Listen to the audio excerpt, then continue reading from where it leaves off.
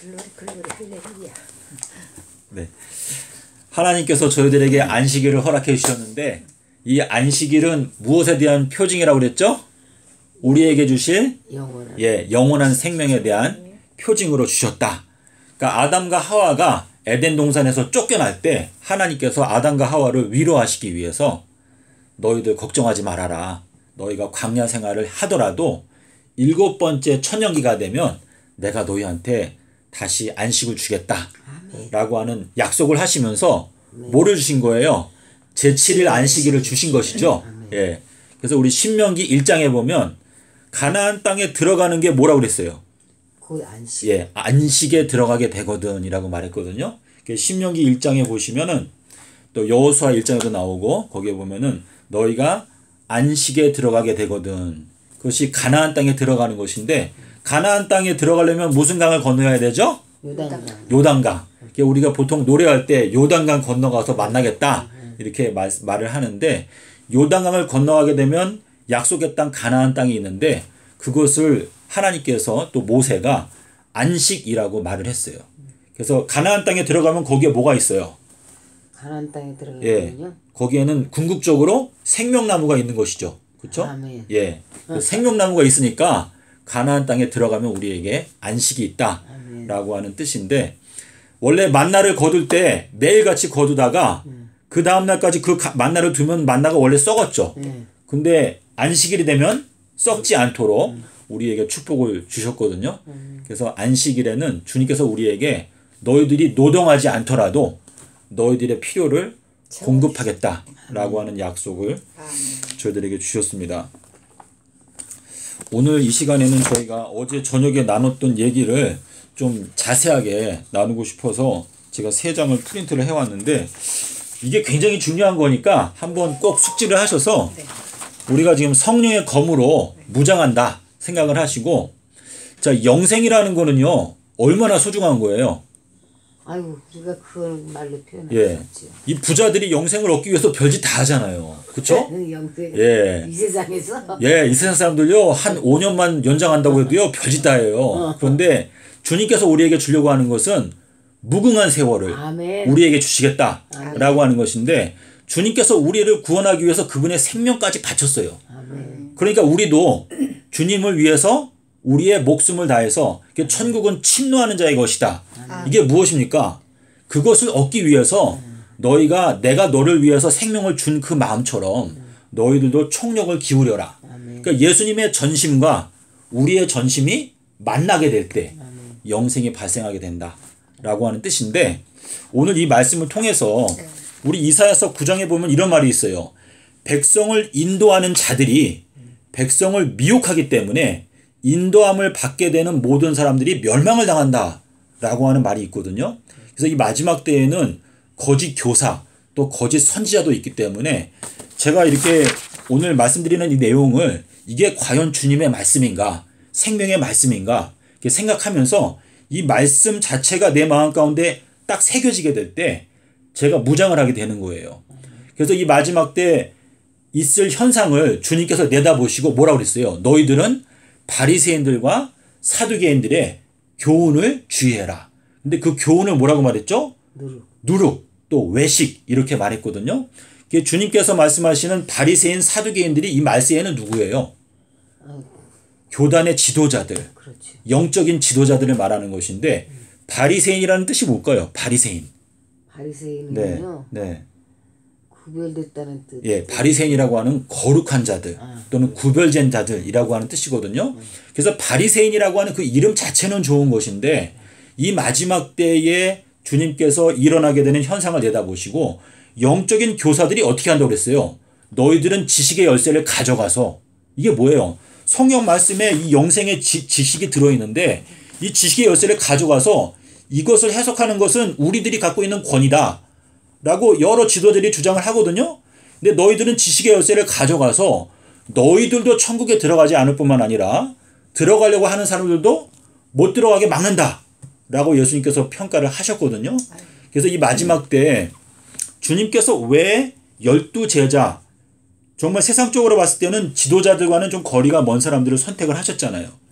근데 고린도전서 1장 27절에 보면 하나님께서 갖고 계신 계획이 뭐라고 그랬죠? 내가 이 세상에서 미련하고 또 비천한 자들을 내가 선택을 해가지고 그 사람들을 내가 세워서 이 세상에서 명예가 있고 힘이 세고 권세 부리는 사람들을 어떻게 하겠다? 부끄럽게 하겠다. 라고. 미련하고 비천한. 네. 그래서 우리는요, 주님의 팔이 우리를 붙들게 되면 우리가 강한 자가 될 수 있다. 라고 하는 뜻인데, 우리가 이때 이 시간에 용기를 내고, 저도 대학교에서 배우면서 교수님들이나 이렇게 지적으로 아주 그냥 탁월한 분들을 볼 때마다 참 제가 존경하고 그랬었어요. 근데 이 성경 말씀을 내가 직접 보게 되면서 그분들에게 배운 것들 중에서 그분들이 이빨림을 해가지고 성경이 가르치지 아니하는 것인데 엉뚱하게 가르친 것들이 제가 스스로 보다 보니까 알게 돼요. 그러니까 이 세상에서 지혜롭고 지식 있다고 하는 많은 학자들이 있음에도 불구하고 주님께서 12제자를 선택했거든요. 네. 그리고 초대교회를 세웠어요. 네. 근데 우리가 하나님 앞에 겸비한 마음을 갖는 게 중요하다. 그래서 다니엘서 10장에 보면 주님께서 다니엘한테 오셔서 뭐라고 말씀하셨죠? 너가 깨닫고자 하는 마음 가운데 열망을 갖고 스스로 하나님 앞에서 겸비하게 하기로 결심하던 첫날부터 너의 기도가 들으신 바가 되었다. 라고 말씀하셨는데 하나님께서 가장 미워하시는 것은 교만한 마음인 것 같아요. 그래서 하나님께서는 그분의 선하신 뜻에 따라 각 사람에게 여러 가지 선물들을 나눠주셨어요. 우리가 갖고 있는 외모, 나의 지적인 특성, 달란트, 이거는 내가 갖는 게 아니라 주님이 우리한테 나눠주신 것이거든요. 그러니까 내가 어떠한 존재 가운데 있든지 그거는 내 게 아니에요, 사실상. 주님께서 맡기신 것이고 우리가 범사에 하나님을 인정하면서 겸손한 마음으로 진리의 말씀을 살피게 되면 이 하나님의 몸된 교회에서는 불필요한 존재는 없어요. 우리 각 지체가 있을 뿐이고 그 각 지체가 자기의 직분을 다 잘 감당하게 될 때 하나님의 몸된 교회 전체가 건강하게 된다. 라고 하는 뜻이거든요. 그래서 저는 이게 오늘 여기 이제 누가복음 17장에 대해서 좀 이렇게 살펴보면서 요거를 좀 마음 가운데 잘 배워보시면 좋겠어요. 네, 예. 그래서 마태복음 24장을 먼저 펴보겠습니다.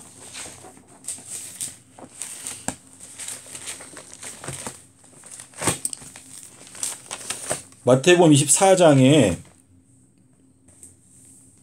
2절 읽어보실래요? 24장 2절. 2절요. 네. 대답하여 이르시되 너희가 이 모든 것을 보지 못하느냐 내가 진실로 너희에게 이르노니 돌 하나도 돌 위에 남지 않고 다 무너뜨려 지리라. 예, 여기에 남는다라고 하는 단어가 있죠. 남는다. 네. 자, 남는 게 좋은 거예요, 나쁜 거예요? 좋은 거예요. 좋는 거죠. 좋은 거죠. 자, 예루살렘 성을 예수님께서 바라보시면서 예루살렘 성이 황금빛으로 막 그냥 휘황찬란하니까 제자들이 너무나 그 성전이 자랑스러워서 예수님께 주님 저 성전을 좀 한번 보세요. 근데 예수님께서 그 성전을 바라보면서 뭐라 그랬어요? 너희들이 볼 때는 아름다워 보일지 모르지만은 저 돌 위에 돌 하나도 첨노이지 아니하고 싹 다 무너지게 될 것이다. 라고 하는 말씀은 사실상 멸망을 말씀하신 거잖아요. 돌 위에 돌이 남아있으면 좋은 건데 이게 무너져 버리게 되면은 결국은 멸망을 당한다. 라고 하는 뜻인데 여기에 요 남는다라고 하는 단어 있죠. 요 단어가 마태복음 24장에 여기 가볼게요. 40절, 41절. 여기 한번 읽어보실래요? 41절요? 네. 그때에 두 사람이 밭에 있음에 한 사람은 데려가고 한 사람은 버려둠을 당할 것이요 두 여자가 맷돌질을 하고 있음에 한 사람은 데려가고 한 사람은 버려둠을 당할 것이니라. 예, 거기 이제 누님이 읽으실 때 버려둠이라고 읽으셨는데 네. 킹 제임스 성경을 보게 되면은요. 거기에는 남겨진다라고 되어 있어요. 남는다. 그러니까 이렇게 버려짐을 당한다 그러니까 버림받는 거는 좋은 게 아니잖아요, 뜻이. 예. 그러니까 그렇게 오해할 수밖에 없는 거. 네, 그렇죠. 그래서 제가 이제 오늘 아침에 이걸 다시 확인해 봤는데요. 네. 여기에서 돌 위에 돌 하나가 남는다. 네. 요 단어하고 네. 요 단어가 똑같아요. 이렇게. 그래서 지금 우리가 여기 39절에 보면 뭐라고 되어 있죠? 홍수가 와서 그쵸? 예, 홍수가 와서 저희들을 다 멸하기까지. 예, 멸하기까지가 뭐냐면 결국은 데려가기까지예요. 데려가기까지. 홍수가 와서 그 사람들을 다 데려갈 때까지 깨닫지 못했다. 라고 하는 의미로 여기에서 말씀을 하신 것이거든요. 그래서 지금 제가 여기 제가 지금 프린트해 온 거는요. 네. 제가 이제 원어를 여기에다 프린트를 해왔어요. 네. 여기 밑줄 친 거, 네. 요 밑줄 친 게 여기에 있는 모든 게 다 똑같아요. 100% 똑같은데 여기 첫 번째 보면은 요게 뭐죠? 마태복음. 요거는 읽으실 수 있죠? 네. 예. 그래서 마태복음 12장 31절을 네. 가서 볼까요? 마태복음 12장 31절. 12장 31절. 네. 읽어요. 네. 31절. 그러므로 내가 너희에게 이르노니 사람에 대한 모든 죄와 모독은 사하심을 얻되 성령을 모독하는 것은 사하심을 얻지 못하겠고 예. 또 계속 읽으세요. 또 네. 누구든지 말로 인자를 거역하면 사하심을 얻되 누구든지 말로 성령을 거역하면 이 세상에 오는 세상에서도 사하심을 얻지 못하리라. 예. 지금 이제 사하심이라고 하는 단어가 두 번 나왔죠? 네. 31절하고 32절에 이렇게 두 번 나왔는데 여기에 용서받는다 라고 돼 있죠? 요 용서받는다라고 하는 요 단어가 요 남는다라고 하는 단어랑 같은 단어예요. 남는다. 자, 근데 지금 마태복음 12장 31절을 읽었는데 그 위에 올라가게 되면 22절을 보실까요? 22절? 네. 거기 보면 뭐라고 그랬죠? 그때에. 자, 이 그때가 언제예요? 여기서 말하는 그때가 언제일까?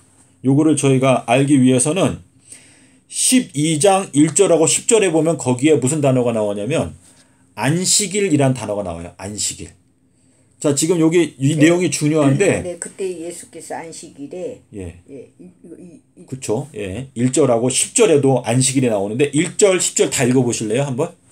그때에 예수께서 안식일에 밀밭 사이로 가실새 제자들이 시장하여 이삭을 잘라 먹으니 10장요? 예, 10절. 10절. 예. 한쪽 손 마른 사람이 있는지라 사람들이 예수를 고발하여 하여 물어 이르되 안식일에 병 고치는 것이 옳으니까. 네. 지금 요 내용은요. 마가복음에도 나오는 내용인데요. 마가복음과 누가복음을 함께 살펴보게 되면 지금 마태복음 12장은 안식일에 있었던 사건이에요. 오늘과 같이 제7일 안식일에 있었던 사건인데 여기에 보면은 안식일에 주님께서 밀밭을 걸어갈 때 제자들이 뭘 했죠? 이삭을 잘라 먹었다 그랬어요. 이것은 주님의 제자들이 이제 이 마지막 때 추수를 시작한다 라고 하는 의미가 여기 들어있는 것이거든요. 그리고 여기 10절에 가면 뭐라 그랬죠? 한편 손 마른 사람이 있었어요. 어느 쪽 손이었죠? 오른쪽 손. 자, 오른쪽 손을 갖다가 고쳐주셨는데 누가복음에서 또 마가복음에서 뭐라고 말하냐면 거기에는 그의 오른손이 어떻게 되었다? 회복되었다 그랬어요. 회복. 자, 회복이라고 하는 단어를 예수님께서 언제 쓰셨죠? 누가 와서 이제 회복할 것이다 그랬어요. 엘리야가 와서 회복할 것이다 이렇게 말씀하셨어요. 그런데 여기에서는 오른손을 회복하신 게 안식일이었어요. 그런데 지금 2022년도는 뭐죠? 안식년이죠. 그래서 주님께서 이 2022년도는 옛날에 침례 요한이 와서 첫 번째 엘리야로 와서 뭐라고 말했어요? 너희가 죄를 어떻게 하고? 회개하고 물로 침례를 받으라. 그러면 어떻게 된다? 용서를 받게 된다. 자, 그래서 지금 우리가 용서받는 것에 대해서 말하고 있잖아요. 근데 지금 여기 종이에 적혀있는 이 내용들을 살펴보게 되면요. 이 구절들 전체가 다 안식일과 연관되어져 있어요. 그래서 안식일에는 우리가 용서를 받게 되는 특권이 있는 해거든요. 그런데 그 안식일에는 용서를 주실 뿐만 아니라 주님께서 기뻐하지 아니하는 자들은 어떻게 되는 거예요? 눈을 멀게 하신다 라고 하는 뜻이 여기 들어있거든요. 그래서 요거를 생각하시면서 요한복음과 이 사복음서를 읽게 되면요. 이 사복음서 전체에서 안식일에만 주님께서 특별히 행하신 일들이 굉장히 많아요. 예수님께서 뭐라 그랬죠? 너희가 안식일에 소나 나귀가 있으면은 그거를 풀어다가 어떻게 한다 그랬어요? 물을 먹여주지 않겠느냐라고 말했거든요. 자, 그리고 안식일 계명을 주실 때 뭐라 그랬어요? 안식일에는 누구 일하지 말라고 그랬죠? 예, 소나.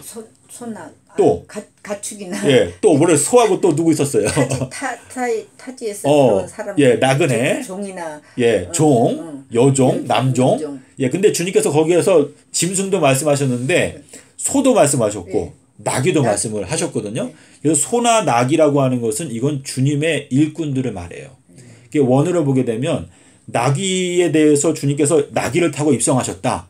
이것도 주님께서 쓰시는 일꾼인데 우리 인간들이 죄를 지어서 다 짐승과 같은 수준으로 낮아지다 보니까 나귀조차도 다시 말해서 짐승과 같은 존재조차도 주님께서 쓰실 수가 있다라고 하는 뜻으로 지금 말씀하시는 것인데 여기에 지금 용서받다 거기 밑줄 친 거 그것이 여기 남는다라고 하는 단어랑 철자 하나도 틀리지 않고 똑같아요. 그래서 이것을 직접 보시면 좀 마음 가운데 확신이 생기고 그리고 이제 혹시 이제 환란 전에 휴거를 뭐 주장하시는 분을 만날 경우에는 뭐 그분을 공격한다기보다는 이 성경절을 우리가 그냥 있는 그대로 제시해주고 이건 어떻게 생각하십니까?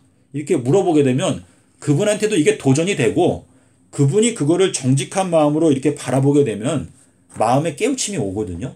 예, 그래서 지금 여기 마태복음 12장에 있는 요 내용도 사실상은 이 용서받는다라고 하는 요 표현이 안식일에 있었던 사건이에요. 그래서 지금 여기 12장 22절에 그때라고 하는 단어가 있죠. 그때에. 그렇죠? 12장 22절에 그때에 예. 못하는 사람을 데리고 왔거늘 예수께서 고쳐주심에 그 말 못하는 사람이 말하며 보게 된지라. 네. 여기에도 지금 누님이 읽으신 게 굉장히 중요한데 눈 멀었던 자가 눈을 뜨게 됐다고 그랬어요. 네. 근데 날 때부터 소경이었던 사람 언제 고쳐줬죠, 집사님? 안식일에. 요한복음 9장에. 근데 예수님께서 요한복음 9장에서 고쳐주면서 내가 이 세상에 뭐 하러 왔다고 그랬어요? 내가 보지 못하는 자들은 보게 하고. 예. 그러면서 내가 심판하기 위해서 왔다 그랬죠. 요한복음 9장에서. 그러니까 요한복음 9장 거기 40절, 39절에 보면은 내가 이 세상에 온 목적은 심판할 목적으로 왔다. 그러니까 요한복음 9장하고 요한복음 12장이 예수님께서 반대로 말했어요. 어떻게 말했냐면 내가 세상에 온 목적은 심판하기 위해서 왔다고 그랬고 12장에서는 내가 심판하러 온 게 아니라고 그랬어요. 그런데 심판은 마지막 날 할 거다 그랬어요. 마지막 날. 근데 마지막 날에 심판할 건데 내가 한 말이 심판할 거다 그랬거든요. 근데 그 마지막 날이 언제예요? 마지막 날이요? 네. 마지막 날? 네. 언제 2000 그러니까 제가 말씀드리려고 하는 거는 요한복음 19장에 가볼까요? 요한복음 12장에 요한복음 12장 48절에 가면은 뭐라고 말했냐면 내가 이 세상에 온 목적은 심판하러 온 것이 아니고 마지막 날이 되면 심판을 할 건데 그 심판은 내가 한 말이 심판할 것이다 그랬어요. 여기에 마지막 날이 나오죠. 마지막 날. 근데 이 마지막 날이라는 표현이 어디에 또 나와요? 마지막 날. 예수님이 그 마지막. 요한복음 7장. 명절 마지막. 그렇죠. 요한복음 7장 37절에 가면 뭐라 그랬죠? 명절 마지막 날 곧 큰 날에 뭐라 그랬어요? 목이 마른 자는 내게 와서 마셔라. 그래야면 그 사람의 배에서 어떻게 된다? 생수의 강이 흘러나오게 될 것이다. 근데 이것은 성령을 가리켜서 말씀하신 것이다. 이렇게 말씀하셨는데 지금 요한복음 7장 37절은 7월 22일 날 있었던 사건이에요. 근데 이 7월 22일이 이 마지막 때 2022년도잖아요. 그렇죠? 2022년도 이렇게 되거든요. 그래서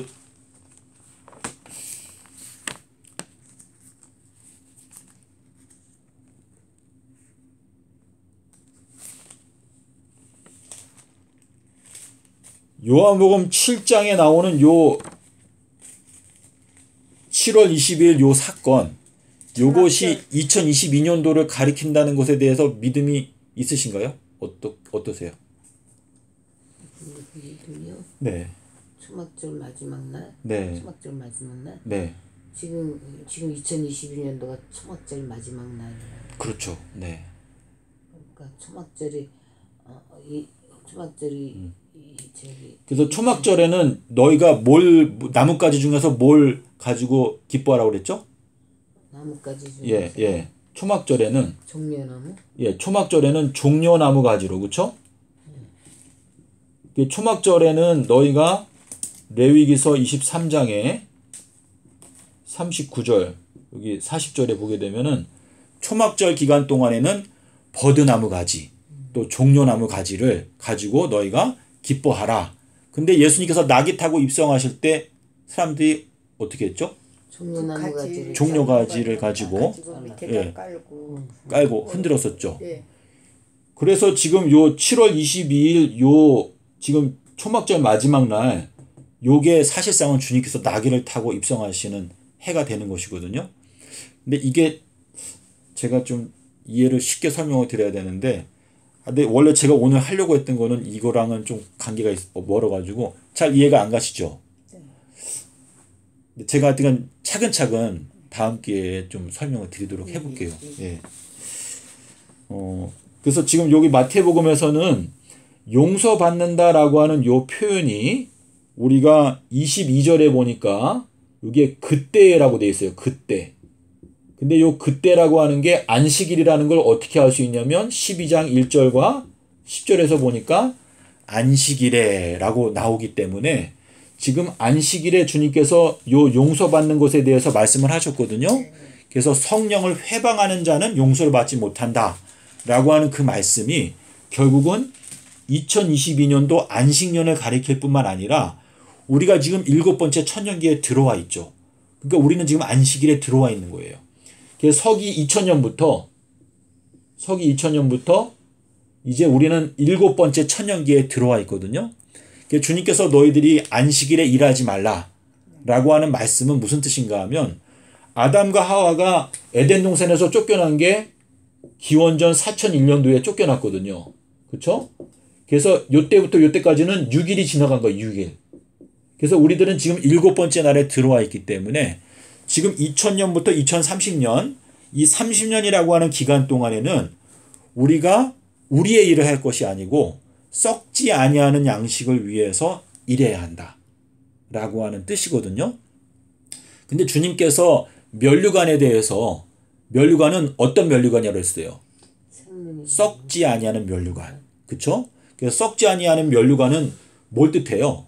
면류관은 무엇과 연관이 있다고 말했죠? 우리가? 지혜. 그쵸? 지혜. 지혜랑 연관이 있어요. 우리 첫 번째 순교자가 누구였어요? 첫 번째 순교자. 예. 우리 초대교회에서. 예. 집사. 예. 빌립인가? 아니. 스데반. 예, 스데반. 자, 근데 스데반의 이름의 뜻이 뭘까요? 스데반의 뜻이요? 네. 모르죠. 스데반은 면류관이에요. 예. 그래서 스테판 하게 되면 이게 면류관을 뜻하는 것인데 스데반이 사람들한테 막 설교할 때 그 듣던 청중이 막 이를 갈았잖아요. 근데 스데반의 지혜와 그의 성령에 대해서 그 스데반이 말하는 것이 강하기 때문에 그 듣는 사람들이 거기에 대해서 대꾸를 못했다라고 사도행전에 나오거든요. 그래서 지혜라고 하는 것과 면류관이 연결되어져 있는데 이 면류관은 썩지 아니하는 면류관이다. 그리고 너희가 썩지 아니하는 양식을 위해서 일해라 라고 하는 이 말씀 속에는 너희가 예수님의 지혜에 대해서 너희가 깨닫고 그 지혜를 위해서 일을 해라. 왜냐하면 지혜는 그 얻는 자에게 무엇이라고 그랬죠? 생명나무다. 그러니까 성경에서 가장 강조하는 것은 지혜예요. 지혜. 지혜가 제일이니까 너희가 지혜를 얻으라. 그리하면 그 지혜가 너에게 무엇을 줄 것이다? 영화로운 면류관을 줄 것이다. 누님께서 계시록을 많이 읽으셨는데 우리 계시록에 보면 면류관에 대한 얘기가 종종 나오잖아요. 12별의 면류관을 쓴 여자. 그리고 첫 번째 인을 뗄 때 누가 나오죠? 흰말 탄 자가 뭘 받아요? 면류관도 받고 또 뭘 받대요? 활도 받고. 활이라는 거는 무엇과 연관이 있다고 그랬죠? 무지개. 예, 절반도 맞죠. 화살. 무지개라고 하는 그 단어는 이 화살과 똑같아요. 히브리어로. 지금 제가 여기 사전을 드렸는데 이 사전에 보면은 무지개라고 하는 단어하고 활이라고 하는 단어가 철자가 같아요. 왜냐면 무지개가 활처럼 생겼잖아요. 예, 그래서 그 활을 내가 구름 속에 나의 활을 두었다. 이런 뜻이거든요. 예, 그래서 그렇게 이해를 하시면 되겠고. 그리고 마가복음 3장 28절.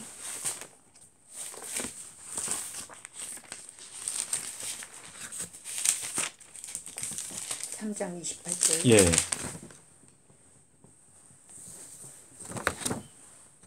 읽어요? 네. 내가 진실로 너희에게 이르노니 사람의 모든 죄와 모든 모독하는 일은 사하심을 얻되 누구든지 성령을 모독하는 자는 영원히 사하심을 얻지 못하고 영원한 죄가 되느니라 하시니. 네. 자, 지금 마가복음 3장도요. 우리가 마가복음 1장에 보면은 뭐라고 되어 있죠? 2절까지 보면 예수께서 다시 회당에 들어가시니 한편 손 마른 사람이 거기 있는지라 사람들이 예수를 송사하여 안식일에 그 사람을 고치시는지 엿보고는 라고 되어 있거든요. 자, 그런데 예수님께서 이 사람을 고쳐주시죠. 네. 고쳐주시니까 어디에 가면 있냐면 5절 읽어보실래요, 누님이? 그들의 마음이 완악함을 탄식하사 노하심으로 그들을 둘러보시고 그 사람에게 이르시되 내 손을 내밀라 하시니 내밀매 그 손이 회복. 예, 그 손이 회복되었더라라고 나와요. 자, 그래서 우리가 아까 회복에 대해서 얘기했잖아요. 이 회복이라는 것은 주님께서 우리들을 위해서 죽으심으로 말미암아 우리에게 주시는 회복인데 이 회복이 안식일 날 하셨어요. 안식일 날. 네. 그렇죠? 네. 그래서 예수님께서 승천하실 때 제자들이 뭐라고 물어봤죠? 이스라엘 나라를 회복하시는 게 지금입니까? 라고 물어봤는데 그 질문에 대한 답변은 사실 과거에 이미 하셨는데 그게 마태복음 17장 11절에서 뭐라고 말했죠? 엘리야가 올 것인데 엘리야가 모든 것을 회복할 것이다 라고 이렇게 말씀을 하셨는데 안식일날 회복하신 것은 지금 우리가 7번째 안식일에 들어와 있고 또 2022년도는 안식년이기 때문에 이 안식년에 우리가 회복을 경험하게 된다. 이것은 말씀으로 말미암아 얻게 되는 회복인데 이 마지막 때에 죽은 자들이 하나님의 아들의 음성을 듣게 되는 때가 온다. 근데 그때가 이때이다 라고 말했는데 이때가 요한복음 5장에서 안식일이었잖아요. 그렇죠? 38년 병자를 고친 게 언제였어요? 안식일 날 고쳐주셨죠. 그래서 안식일이 되면 우리가 예수님의 음성을 듣고 이제 살아나게 된다 라고 하는 뜻이거든요. 예수님의 말씀은 생명이에요. 생명. 그래서 우리가 지금까지는 예수님의 음성을 듣지 못하다가 이제 안식일이 되었기 때문에 하나님의 아들의 음성을 우리가 듣게 되면서 우리가 영적으로 살아나는 거예요. 그래서 살리는 것은 영이다. 육은 무익하다. 우리가 갖고 있는 이 육체, 이것은 우리에게 영생을 주는 힘이 있는 것이 아니고 우리의 마음 가운데 있는 영. 그래서 이 말씀, 예수님께서 내가 너희들에게 이른 말이 영이다. 예수님의 그 말씀이 우리의 마음 가운데 들어와서 우리를 살리는 힘이 있다. 라고 하는 것을 말씀하시는 것이기 때문에 오른손은 무엇을 뜻할까요? 오른손. 의로운 오른손. 예. 우리 이사야서에 보면은 오른손이라고 하는 거는 의로운 손이라고 그랬어요. 의로운 손. 주님께서 양은 어느 쪽에 둔다고 그랬죠? 양 오른쪽에. 양은 오른쪽에. 염소는 어디에? 좌측. 왼쪽에. 염소가 갖고 있는 특징이 뭐예요? 염소. 네. 받는 거요? 네. 염소는 우리 이제 원어에 보게 되면 염소는 그냥 맨날 싸우는, 다투는 이제 그러한 존재로 나와 있어요. 근데 양 같은 경우에는 예수님의 발을 붙잡는다 그랬어요. 예수님의 발을. 이게 발이 중요한데 예수님께서 부활했을 때 이 예수님의 여인들이 예수님께 경배할 때 예수님의 뭘 붙잡고 경배했어요? 발을 붙잡고. 예수님의 발을 붙잡고 경배했죠.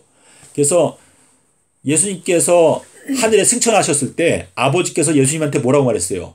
너는 내가 너의 모든 원수들을 너의 발등상에 또 발밑에 둘 때까지 너는 나의 오른쪽에 앉아 있으라 라고 말씀하셨는데 그게 언제까지예요?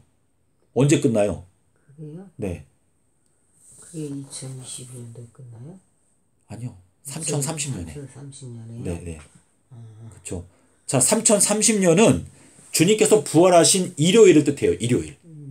8번째. 3030년? 예, 3030년이 되면은 이제 8번째 날이 시작되기 때문에 3030년이 되면은 이제 모든 원수들이 다 주님의 발밑에 깔리게 되고 사망과 음부조차도 예수님의 발밑에 깔리게 되는 것이죠. 그러니까 그때가 결국은 모든 원수가 주님의 발밑에 깔리게 된다. 그러니까 3030년이 될 때까지는 주님께서는 아버지 우편에 앉아 계시는 거예요. 그리고 그의 천사들이 그 동안에는 어떻게 하는 거예요? 수종을 든다 라고 하는 의미가 되거든요. 예수님께서 그 40일 동안 금식하셨던 그 이야기를 이해하고 있나요, 저희가? 예수님께서 왜 40일 동안 금식하셨을까요? 40일 동안 네. 부활하셔서 네. 부활하셔서 네. 저기 뭐야 사탄을 마귀를 시험 네. 그러니까 예수님께서 40일 동안 금식하시고 그 다음에 시험을 받으시고 그 다음에는 천사들이 와서 예수님께 수종 들더라 라고 말했는데 이것은 지구 역사 전체를 설명하는 것이거든요. 40일은 4000년을 의미하고요. 시험 받으신 기간은 주님께서 성육신하신 기간을 말해요. 그리고 이제 천사들이 와서 수종된다라고 하는 것은 주님께서 아버지 보좌 우편에 앉아 계시는 동안에 이제 천사들이 주님의 권세를 회복하기 위해서 주님을 섬기는 기간을 말하는 것인데 예수님께서 뭐라 그랬어요? 너희가 나를 사랑하면 나를 섬기라. 나를 섬기게 되면 아버지께서 너희들을 귀하게 여기실 것이다. 라고 이렇게 말씀하셨거든요. 그래서 지금 우리가 2000년 정도가 지나갔잖아요. 그래서 앞으로 1000년 더 우리가 주님을 섬기게 되면 주님의 모든 영광이 회복되고 모든 원수들은 주님의 발밑에 먼지가 돼서 깔리게 된다. 그때가 천년왕국이에요? 그렇죠. 천년왕국이 몇 번째 날이에요? 천년왕국은 7번째 날이잖아요. 그렇죠? 그래서 7번째 날에는 우리가 뭐라는 거예요? 백보자 심판. 백보자 심판이 뭐예요? 1000년 동안 우리는 이 심판하는 권세가 있는 거죠. 네, 그렇죠. 예. 자, 그래서 지금 내용이 이해가 되시기를 바라면서 제가 설명을 드리는데요. 지금 마가복음 3장 28절에도 역시 용서에 대해서 말씀하시고 있는데 마가복음 3장의 배경도 역시 안식일이에요.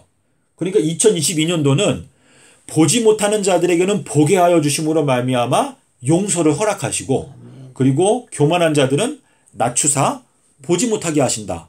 예수님께서 뭐라 했어요? 너희가 만약에 소경되었더라면 너희가 죄가 없을 텐데 스스로 본다고 주장하기 때문에 너희들의 죄가 그저 남아있다. 그 말씀은 뭐예요? 실제로는 보지 못하는데 라오디게아의 교회의 특징이죠. 라오디게아가 뭐라 그랬어요? 나는 부요하고 부족한 것이 없다. 근데 주님께서 보실 때는 어떻다고 그랬어요? 너가 병들었고 헐벗고 머리부터 발끝까지 병들었는데 그거를 알지 못한다.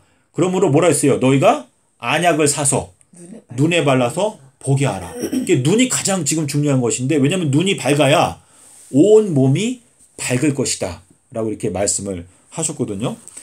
여기서 요즘 마가복음을 받고 그 다음에 누가복음 12장 10절에 있는 말씀 보겠습니다.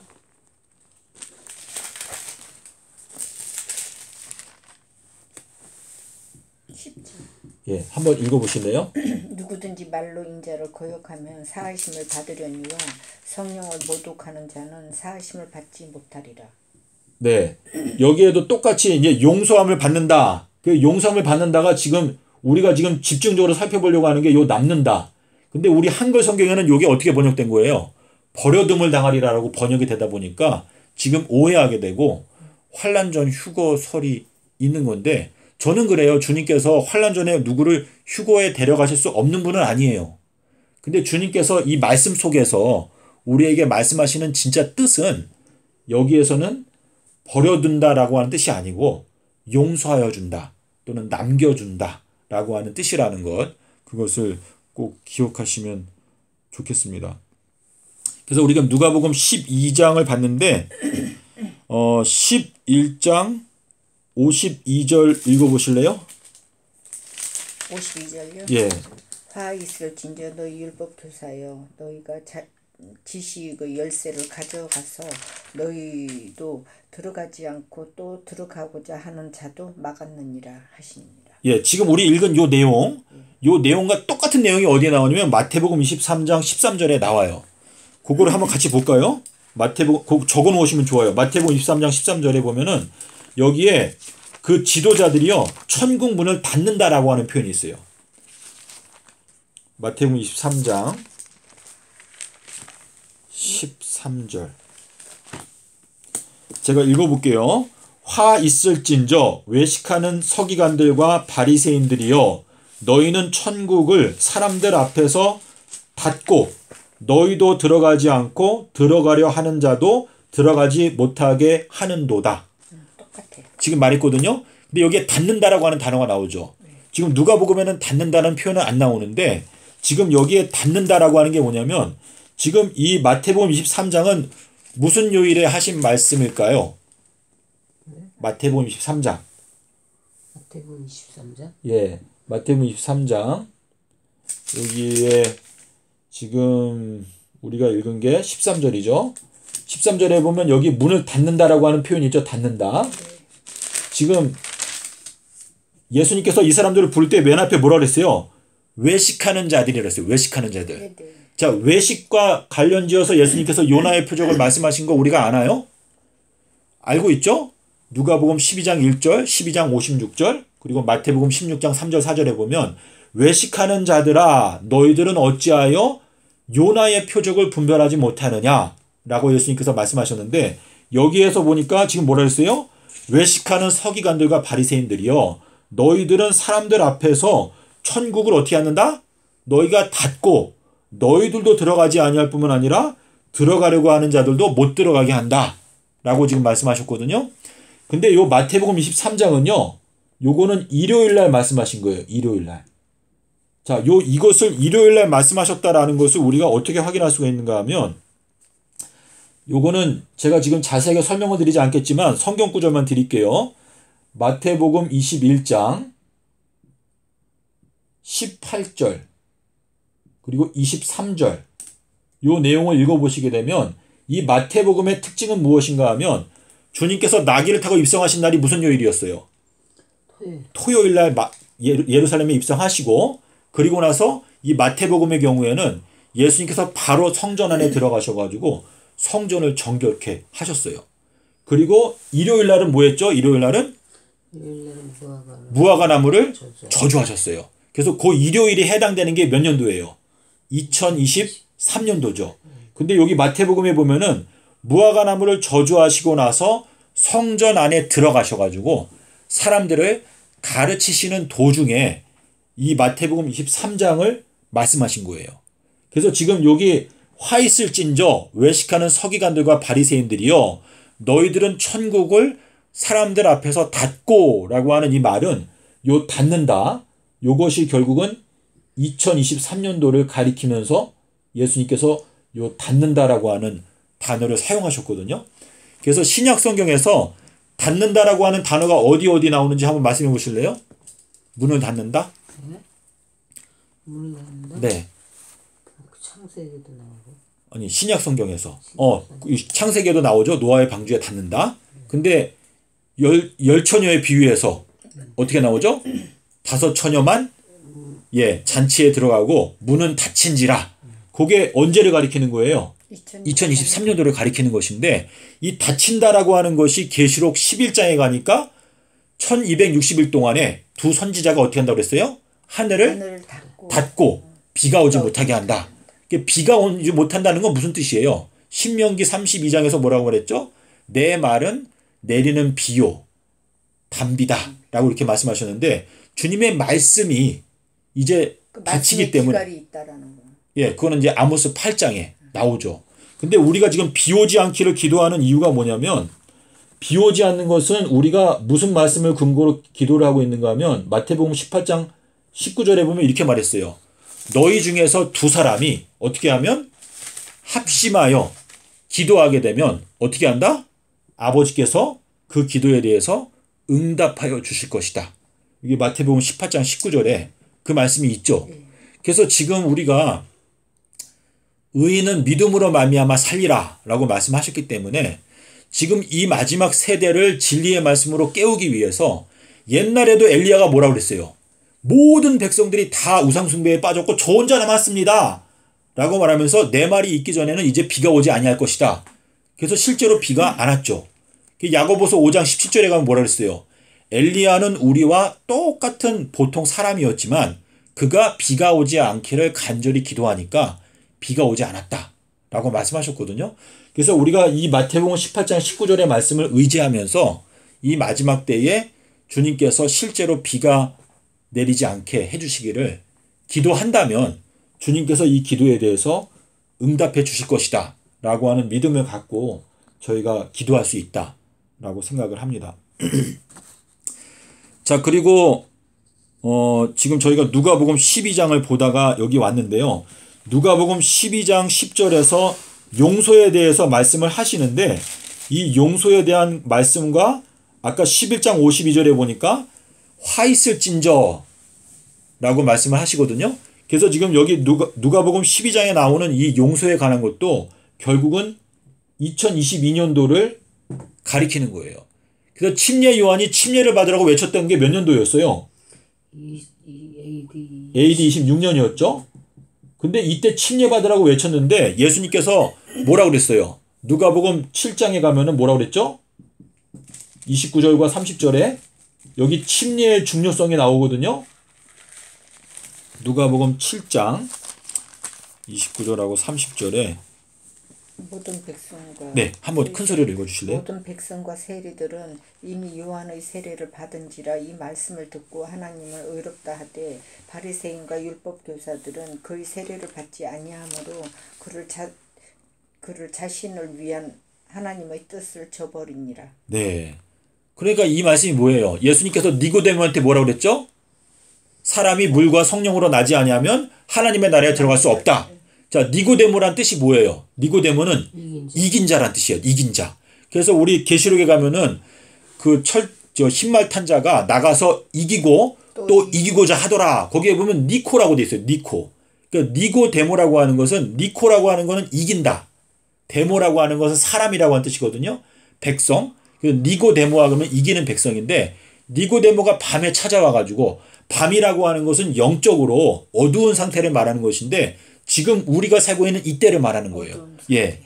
지금은 이 세상 전체가 영적으로 흑암 가운데 있거든요. 진리의 말씀을 깨닫지 못하고 있어요. 근데 밤중에 니고데모가 예수님께 찾아온 건 뭐예요? 내가 어떻게 하면 이기는 자가 될 수 있을까? 예수님께서 뭐라 했어요? 물과 성령으로 나지 아니하면 결단코 하나님의 나라에 들어갈 수는 불가능하다.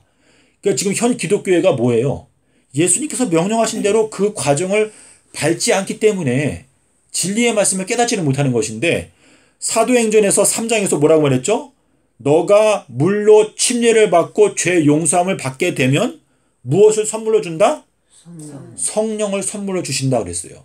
그래서 이 순서가 있는데 물 침례를 받고 죄 용서를 받게 되면 그 다음에는 성령을 선물로 주시고 그때부터 우리가 하나님을 향하여 찾아가는 것인데 그리고 우리가 이제 주님께서 우리에게 마련하신 협착한 길을 다 통과해가지고 생명에 들어가게 된다.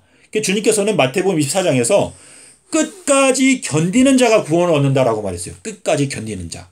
그래서 그 말씀을 생각하게 되면 환난 전 휴거는 이거는 예수님의 뜻과는 맞지가 않은 것이다. 그렇죠. 라는 것을 견디는 자가 끝까지 견디는 자가 견뎌야 되는데 그렇죠. 그렇게 되면 끝까지 견딜 필요가 없는 거잖아요. 그렇죠. 로마서 9장 27절 28절에 보면 뭐라고 말했냐면 이스라엘 자손의 수가 바다의 모래와 같이 많다 할지라도 오직 누구만? 남은 자만 구원을 얻는다 그랬어요. 남은 자만. 그러니까 끝까지 남는 자가 구원을 얻는다라고 말씀하시고 있는데 나는 이런 대환란 이런 거 필요 없어. 나는 먼저 승천할 거야. 이거는 예수님의 뜻과는 맞지가 않은 거예요. 예수님께서 걸어가신 길을 따라간다라고 하는 것은 주님께서 먼저 침례를 받고 3년 동안에 제자들을 양육하시고 그리고 나서 십자가에 죽으신 다음에 삼낮 삼밤 땅속에서 이방인의 손에 있다가 부활하셨거든요. 그게 우리가 걸어가는 길이다. 근데 에녹처럼 네. 혹시 그렇게 들림받는 에녹처럼 들림받는 그쵸. 자도 있기는 있을 거 아니에요. 그러니까 그거는 요한복음 8장에 보면 뭐라고 말했냐면 요한복음 8장 51절인데 요거는 몇 년도를 가리키냐면 2023년도를 가리켜요. 왜냐면 요한복음 7장이 요게 7월 22일 날 말씀하신 거거든요. 이게 2022년도 8장은 2023년도를 말하는 건데 여기 뭐라고 말했냐면 누구든지 내 말을 지키는 자는 죽음을 맛보지 아니하리라 라는 말씀을 하셨어요. 그래서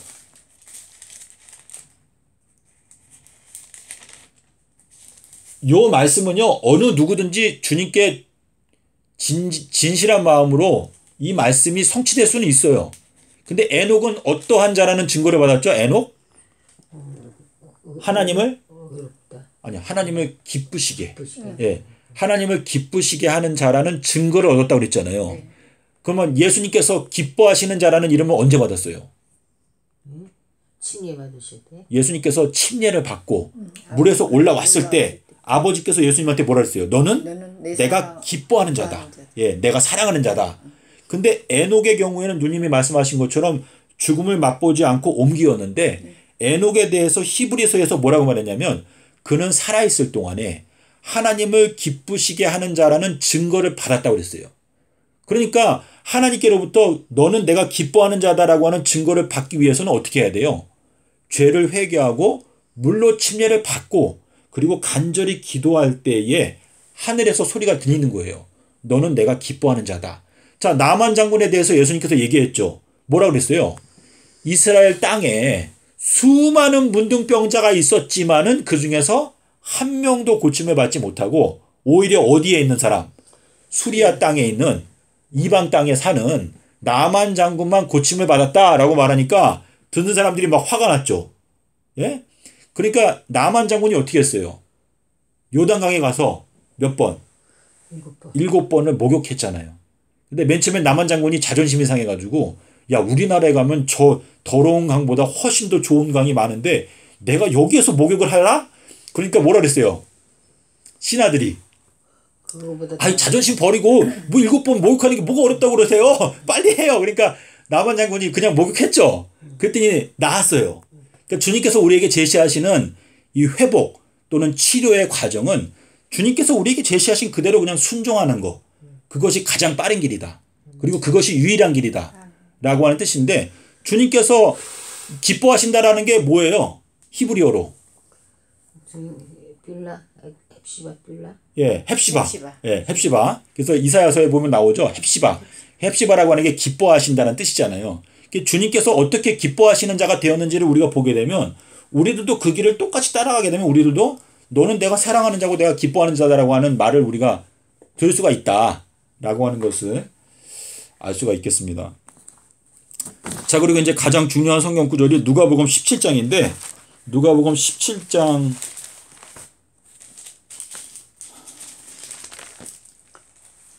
이 누가복음 17장은요 굉장히 연구할 게 많은 장이거든요. 근데 누가복음 17장 여기 35절 자 우리 어디서부터 보는가 하면은요 24절에 보면 이렇게 돼 있어요. 인자도 자기 날에 그러하리라 24절에. 근데 그 날이 27절에 가면 뭐라 했어요? 노아가 방주에 들어가던 날이 나와요. 노아가 방주에 들어가던 날. 날이라는 건 하루죠. 하루. 그렇죠?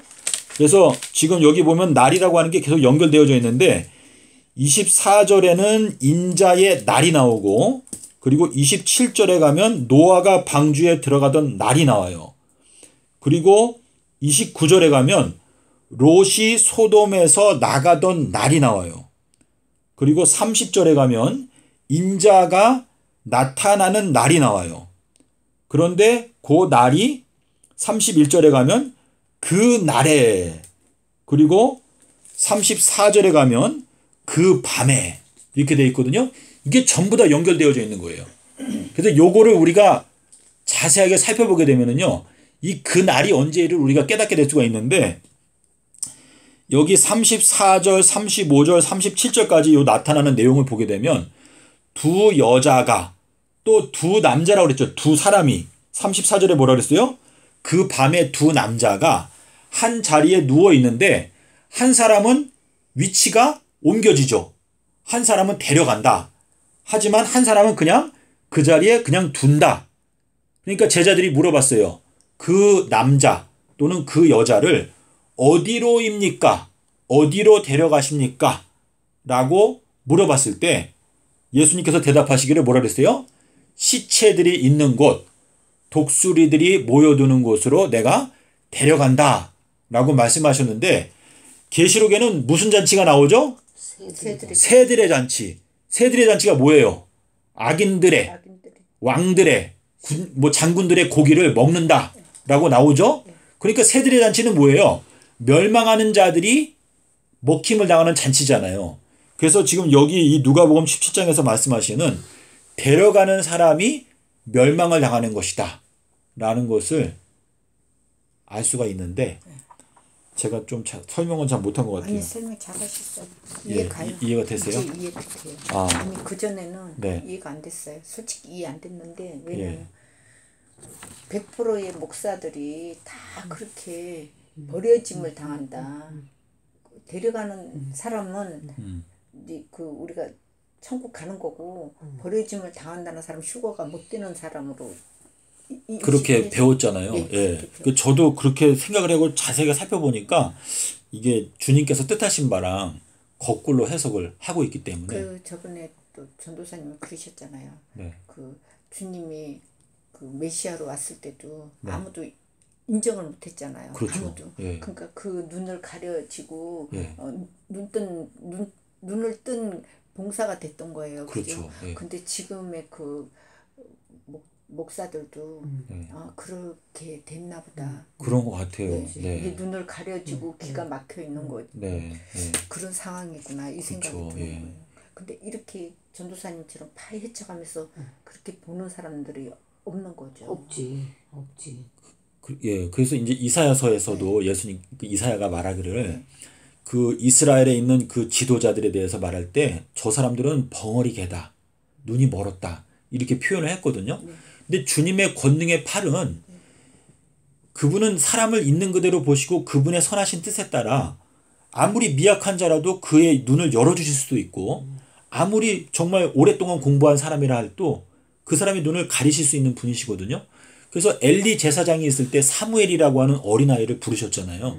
그래서 그걸 생각하게 되면 우리가 하나님 앞에서 항상 겸손해야 된다라는 생각이 드는데 그래서 누가복음 17장에 있는 말씀 이거를 제가 여기 종이 이게 굉장히 핵심인데 요것만 좀 잘 보관하고 있으면 이게 누가복음 17장에서 다 나온 여기에 있는 요 단어랑 완벽하게 똑같은 것만 뽑은 거예요.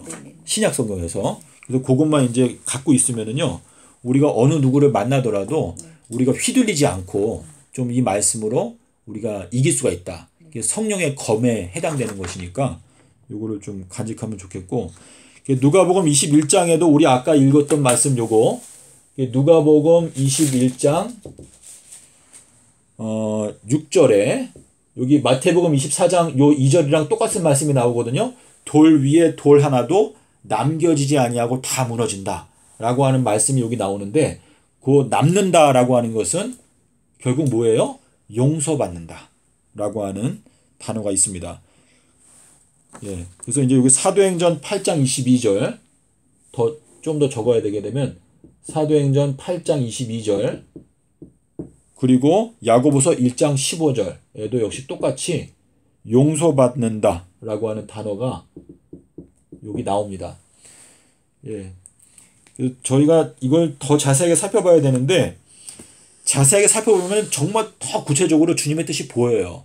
그래서 지금 이 말씀을 요약하게 되면 시간이 많이 지났으니까 요약하게 되면은요. 2022년도는 우리가 용서받는 해예요. 용서받게 되면은요. 일단은 2023년도에 무화과 나무의 저주에서 우리가 제외가 돼요.